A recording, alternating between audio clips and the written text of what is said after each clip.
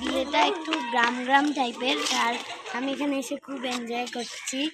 আর ওদের একটা ছাদও আছে ওখানে, আর এই ছাদটা আমি তোমাদের সাথে শেয়ার করবো ভাবলাম। আর এখানে কত গাছপালা, আর ওইদিকে মুরগিও আছে।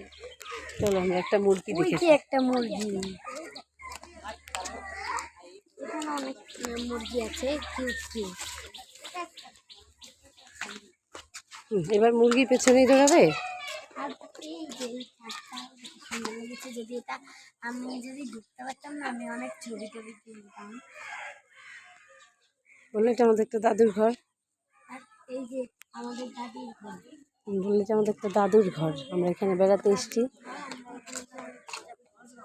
কিন্তু এখনো বউ আসেনি, বউ আসলে ওইটাও